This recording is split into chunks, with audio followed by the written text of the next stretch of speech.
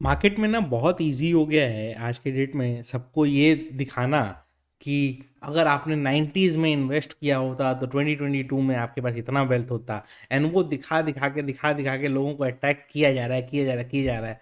हर जगह ये कहा जाएगा कि यूएस में 40% पॉपुलेशन इन्वेस्ट करता है, चाइना में 6% पॉपुलेशन इन्वेस्ट करता है, हमारे जगह यहाँ पे 2% पॉपुलेशन ही इन्वेस्ट करता है। जब हमारे यहाँ 10% पॉपुलेशन इन्वेस्ट करेगा तो मार्केट सोचो कहाँ तक जाएगा। देखिए ये सब सिर्फ कहने की बातें हैं, ठीक है। रियलिस्टिक पिक्चर मैं अभी बताने की कोशिश करूंगा। हो सकता है आपको अच्छा ना भी लगे, और मैं कोई भी डिस्करेजमेंट नहीं कर रहा हूँ कि स्टॉक मार्केट से दूर हो जाना चाहिए। स्टॉक मार्केट में बहुत पैसे बन सकते हैं, आगे भी बनेंगे एंड आगे भी बनते रहेंगे। बट जो माइंडसेट हमारा पहले का था वो हमें चेंज करना पड़ेगा, ठीक है। तभी स्टॉक मार्केट में आगे चल के पैसा बनेगा। और मैं आपको रीजंस के संग समझाऊंगा कि क्यों कुछ कंट्रीज के stock market investors stock market से इतना दूर भागने लग गए, जबकि उनकी स्टॉक मार्केट एक समय पे वर्स्ट नहीं वर्ल्ड की बेस्ट परफॉर्मिंग स्टॉक मार्केट हुआ करती थी। एंड क्यों वो सारे के सारे स्टॉक मार्केट इन्वेस्टर्स आज उनसे आप पूछेंगे तो वो बोलेंगे कि नहीं भाई स्टॉक मार्केट बहुत खराब चीज है। तो मैं वो समझाने की कोशिश करूंगा सो दैट 2023 में आप कहीं भी ऐसे फंसे ना रह जाएं। एंड ये बहुत इजी हो गया है कहना कि 2023 में निफ्टी 23,000 जाएगा, जैसे 2022 में भी लोग कहते ही थे कि 22,000 जाएगा निफ्टी और 23,000 जाएगा, और फिर 2025 में हम बोलेंगे 25,000 जाएगा, एंड फिर उसके बाद हम 2030 में बोलेंगे 30,000 जाएगा। वो सब बोल के कुछ फ़ायदा होता है क्या? उस सब से कुछ पैसे नहीं बनते हैं। पैसे जैसे बनते हैं वो समझाने की कोशिश करूंगा। एंड मैं पहले ये समझाने की कोशिश करूंगा कि क्यों हमें mindset and broad based approach लेना पड़ेगा मार्केट को लेके। ये जिस तरीके से ब्लाइंड दिखाया जाता है ना हमें कि लास्ट 10 साल में 10% CAGR से मार्केट ग्रो किया है, वो आगे भी ग्रो करेगा, तो ध्यान रखना कि ऐसा नहीं है। आगे चल के ऐसा नहीं होने वाला। तो मैं with logical reason and example समझाऊंगा, एंड आपको समझ में आएगा कि मैं क्या समझाना चाह रहा हूँ, एंड फिर आपको समझ में आएगा कि क्यों ये वीडियो सुनना आपके लिए बहुत ज़्यादा जरूरी है। 2023 में स्टॉक मार्केट से कैसे पैसे बना सकते हैं ये मैं पहले ये समझा दूं, उसके बाद ही आपको समझाने की कोशिश करूंगा कि 2023 में हम कैसे पैसे बना सकते हैं। नहीं तो दिक्कत होगी। और सच बताता हूँ, बाई एंड होल्ड वाला जो फिलॉसफी है वो जनरेशन पुराना फिलॉसफी है, खत्म होने आ गया है। अभी आप नहीं सुधरोगे तो फिर अब कुछ कर नहीं सकते उसका, ठीक है। चलिए देखते हैं। पहले मैं ले चलता हूं आपको एक चार्ट पे। ये है निक्केई का चार्ट। जापान का जो इंडेक्स है, जैसे हमारे यहाँ निफ्टी 50 होता है, जापान में निक्केई 225 है, 225 कंपनीज उसमें लिस्टेड है। तो ऐसा भी नहीं है कि दो चार कंपनीज के कारण उसको मैनिपुलेट इजिली किया जा सकता है। इसने जब जापान की इकोनॉमी, ऐसा कोई भी कंट्री ना सबसे फास्ट कब ग्रो करता है, जब वो अपनी इकोनॉमी को सबसे फास्टेस्ट ग्रोथ पेस में लेके जाता है एंड उसके मैक्सिमम पॉपुलेशन पॉवर्टी लाइन से ऊपर उठ रहे होते हैं एंड उनकी अर्निंग्स बढ़ रही होती है। जापान में स्टॉक मार्केट 85 से लेके 90 तक में one of the best performing 4 times हुआ था विद इन 5-6 ईयर्स। 40,000 पे अपना पीक लगाया एंड आज तक 40,000 कभी नहीं आया। वहां से टूटते टूटते फाइनेंशियल क्राइसिस के समय वो 8,000 भी चला गया था, मतलब 4 टाइम्स बढ़ के 25% भी हो गया। एंड फिर उसके बाद आज भी वो 26,000 पे खड़ा है। आज तक कभी दोबारा वो रिवाइव नहीं कर पाया। जबकि आज भी Toyota one of the leading car manufacturers है, सॉफ्ट बैंक दुनिया का one of the biggest investors में आता है। जापान की काफ़ी सारी कंपनीज बहुत बड़ी हैं एंड जापान की इकोनॉमी भी काफ़ी अच्छा कर रही है। हाँ, ये है उनके यहाँ पे, मतलब इकोनॉमी बहुत ज़्यादा ग्रो नहीं कर सकती क्योंकि उनकी कंट्री का साइज छोटा है, एजिंग पॉपुलेशन का दिक्कत है एंड बहुत सारा दिक्कत है। तो क्या हुआ वहाँ पे, जब उनको पीक करना था वो अपने पीक करने के बाद कभी भी वापस उस लेवल तक नहीं पहुंच पाए, ठीक है। जो हमारे यहाँ आज स्टोरी सुनाई जाती है ना 80s 90s में, जापान के लिए भी वही स्टोरी सुनाई जाती थी। ये हो गया जापान का। अब आते हैं 2000s का जो चैंपियन था, चाइना। ये हैंगसेंग हांगकांग का इंडेक्स है। 90s में जब जापान इतना अच्छा कर रहा था तब हैंगसेंग का इंडेक्स 2300 ये सब पे चलता था, जब अपना निफ्टी 1000 पे चलता था। सेंसेक्स सॉरी 2000-3000 पे चलता था। उस समय हैंगसेंग भी उतना पे ही था, 2000-3000 पे ही था। 2000 के बाद बूम आना चालू हुआ। 2000 के आसपास चाइना इकोनॉमी बहुत फास्ट ग्रो करना चालू करी, यूएस को कंपटीशन देना एंड ऑल दैट चालू हुआ उसका। 2004 के समय वापस उसमें बूम आना चालू हुआ एंड वो अपना पीक कहाँ लगाया, 32,000 के आसपास। फाइनेंशियल क्राइसिस के सारे स्टॉक मार्केट्स गिरे, वो भी गिरे। फिर उसके बाद वो थोड़ा सा और ऊपर गए, कोविड के पहले और ऊपर तक गए, 33,000 तक भी गए एंड आज वो 20,000 पे खड़े, ठीक है। क्यों? जब भी आपकी इकोनॉमी में बहुत फास्ट ग्रोथ हो रहा होगा, आपका स्टॉक मार्केट ऊपर जाएगा, बट वो ग्रोथ जहां हॉल्ट होने लग जाएगा, स्टॉक मार्केट नया कंट्री खोजना चालू करता है, बड़े इन्वेस्टर्स नया कंट्री खोजना चालू करते हैं। ठीक है, अब आते हैं इंडिया के चार्ट पे। ये इंडिया का 1 साल का चार्ट है, जहां थे वहीं रह गए। ठीक है, 1 साल में हमने कोई रिटर्न दिया क्या? टेक्निकली नहीं दिया। काफी लोग बोलेंगे सर नीचे से तो बहुत रिटर्न दिया था, नीचे में आपने खरीदा होगा तब ना। अगर आप बाई एंड होल्ड करके बैठे हुए हैं 1 साल से, तो कुछ रिटर्न नहीं बैठा है। ठीक है, अब आते हैं कि लोग जो समझाते हैं हमें वो क्या सही है? हाँ सही है। अगर हम बहुत पीछे चले जाएं, अगर मैं इसको मंथली कैंडल कर दूं, तो हम कितना नीचे से स्टार्ट करें? ठीक है, 96 में हमने ऑलमोस्ट 1000 से स्टार्ट करा, बढ़ते बढ़ते बढ़ते बढ़ते 2010 के आसपास भी हम 2000-2500 के आसपास ही थे, वहां से हम ऑलमोस्ट 7-8 टाइम्स हो चुके हैं। राइट, ये जो 7-8 टाइम्स हम हो चुके हैं, जैसा मैंने आपको वहां पे उसमें दिखाया था निकई वगैरह में, वो भी 4-4 टाइम 5-5 टाइम हुए थे। वो क्या फिर रेप्लिकेट करना इतना इजीली पॉसिबल है? आगे चल के नहीं है, आप मानो या ना मानो।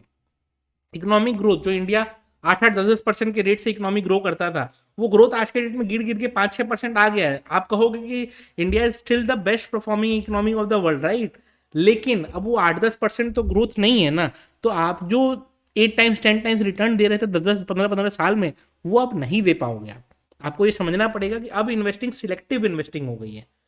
अब वो ब्लाइंडली हम इन्वेस्ट कर देंगे एंड छोड़ देंगे एंड उसके बाद हमारा पैसा ग्रो होते रहेगा, वो जमाना गया।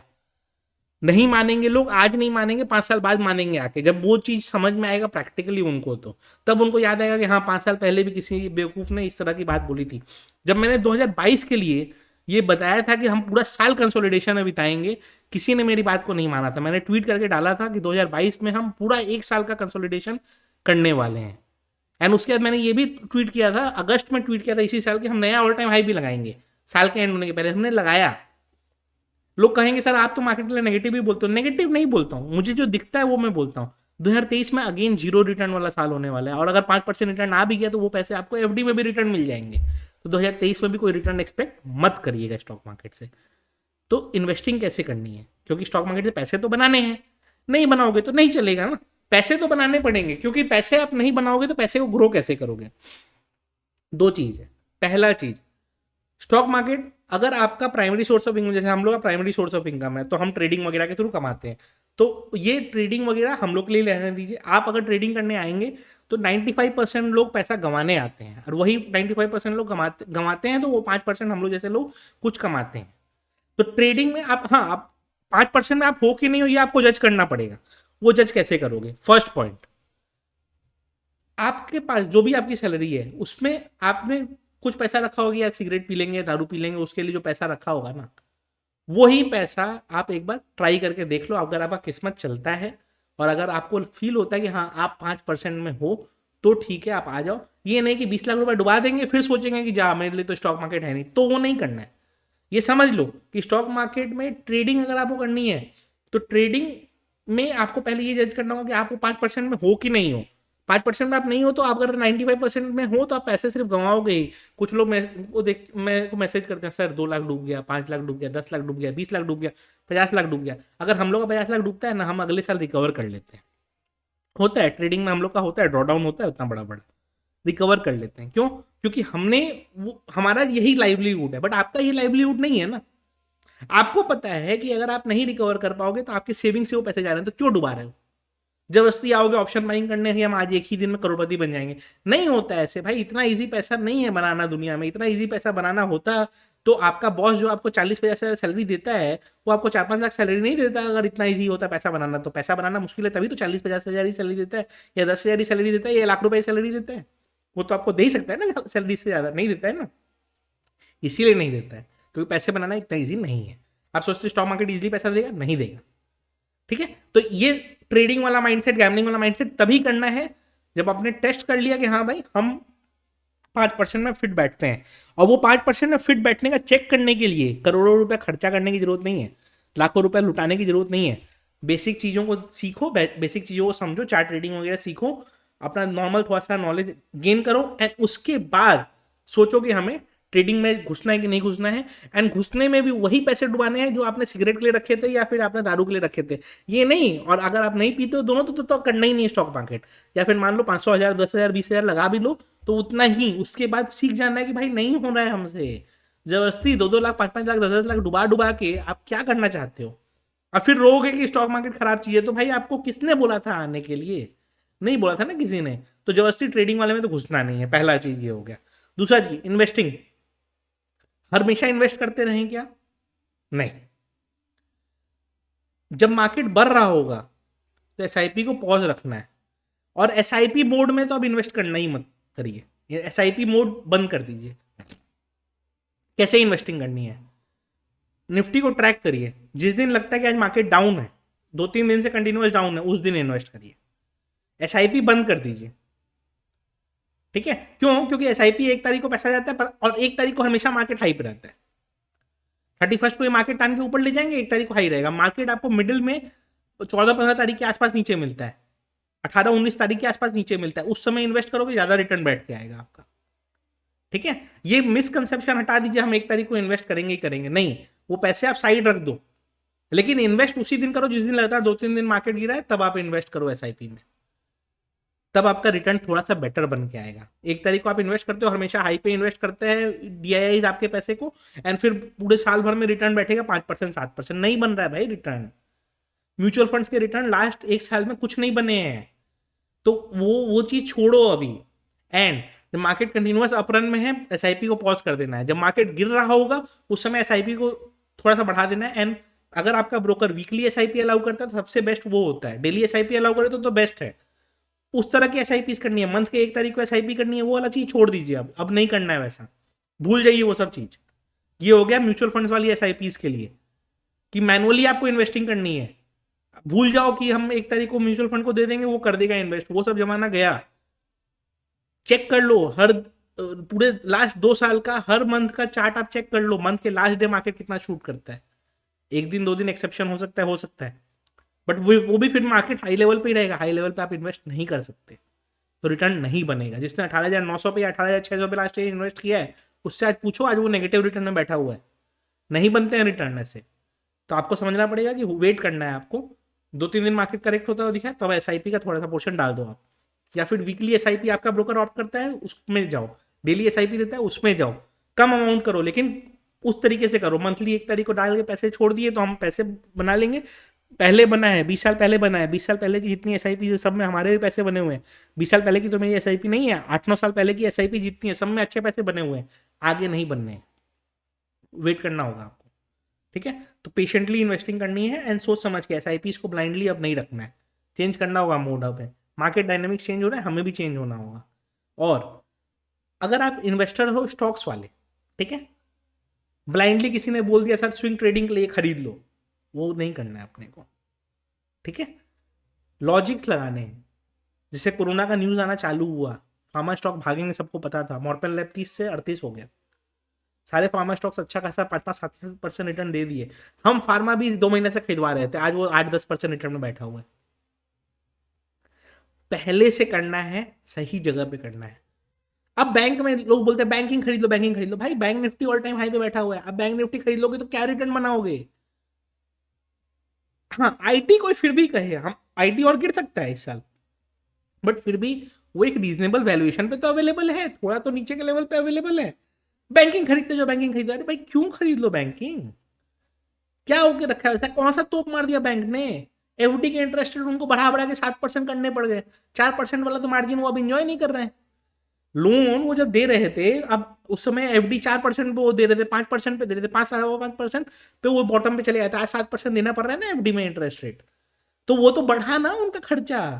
अब वो आगे कैसे इतना प्रॉफिटेबिलिटी मेंटेन करेंगे? नहीं, वो कोई नहीं सोचेगा। बस किसी ने बोला है बैंकिंग में कर लो तो बैंक निफ्टी 50,000 हो जाएगा, तो भाई 44,000 से बैंक निफ्टी 50,000, 15% ही रिटर्न होता है। अगर 5 साल में 15% आ भी गया, इससे बढ़िया आप एफडी कर दो, 7-7% करके आपका 35% बन जाता है। तो वो फालतू लॉजिक में मत जाओ। कोई भी चीज करेक्शन हो, बैंक निफ्टी 33,000 पे मिले तब इन्वेस्ट करना है, 34,000 पे दिखे तब इन्वेस्ट करना है, 35-36,000 आएगा तो सोचना है कि इन्वेस्ट करना है। 43-44,000 पे क्या इन्वेस्ट करने का लॉजिक है? कोई लॉजिक नहीं है। बिना मतलब का टाइम पास करके कोई मतलब नहीं है भाई। मार्केट में ऐसे पैसे नहीं बनेंगे। इससे बढ़िया वो पैसे को एफडी में रखे दो। जिस दिन लगता है मार्केट करेक्शन दिया है, हाँ 17,000 पे आया निफ्टी, थोड़ा सा इन्वेस्ट कर लेंगे, 16,000 पे आया थोड़ा सा इन्वेस्ट कर लेंगे, नहीं आया नहीं करेंगे। 18,000 पे इन्वेस्ट करके कमा भी क्या लोगे? अगर 5% ही कमाना है तो एफडी में ही कमा लो ना, तो स्टॉक मार्केट में कमा के क्या करोगे? 2023 आप मार्केट को 20,000 भी ले जाओ, 25,000 भी लेके जाओ, वो 2-4 स्टॉक के कारण चले जाएंगे, मार्केट से रिटर्न नहीं आने वाला। Small cap mutual fund, mid cap mutual fund, ये सब ने नेगेटिव रिटर्न दिया है इस साल। स्टॉक्स ने रिटर्न दिए हैं, तो जैसे अदानी के स्टॉक्स में बूम आया, स्टॉक्स ने अच्छा रिटर्न दिया। हर तरह से कुछ ना कुछ स्टॉक्स पीएसयू बैंक ने दिए थे। हमने पीएसयू बैंक साल के बिगिनिंग में खरीदा था। जो हमारे पिछले साल की बिगिनिंग से वीडियो देखते होंगे, बैंक ऑफ इंडिया हो गया, हमारा पीएनबी हो गया, ये सब हम लोग, पीएनबी हो गया, ये सब हम उस समय खरीदे थे। 500 रुपए में वो खरीदा हुआ है। 35 रुपीज में पीएनबी लिया हुआ है, 50 रुपए में बैंक ऑफ इंडिया लिया हुआ है, ठीक है। बीएचईएल 40, 45, 50 में भी लिया हुआ है। तो उस समय लिया था, अब थोड़ी लेना है, वेट करना है सही अपॉर्चुनिटी का। और बोलोगे सर आज पैसे हैं तो क्या करें, तो आज पैसे हैं तो उसको बैंक में भी आप रख सकते हो। जिस दिन पैसे हैं उसी दिन मार्केट में डालने, ऐसा नहीं है, ठीक है। वो मिसकंसेप्शन छोड़ दो कि बैंक हम स्टॉक मार्केट डाल देंगे तो आज नहीं तो कल बढ़ जाएगा, वो छोड़ दो आप। 3 साल से जीरो रिटर्न पे बैठे हुए हैं लोग, तो वो छोड़ दो मिसकंसेप्शन। प्रैक्टिकल रखना है, पैसे को बचा के रखना है जितना ज़्यादा हो सके, वेट करना है राइट अपॉर्चुनिटी का, तब इन्वेस्ट करना है। 2023 के लिए मेरा आउटलुक यही है कि 2023 में अगर आप पैसे स्मार्टली नहीं इन्वेस्ट कर पाओगे तो आपको दिक्कत होने वाली है, ठीक है। वो पैसे आपके डूबने वाले हैं।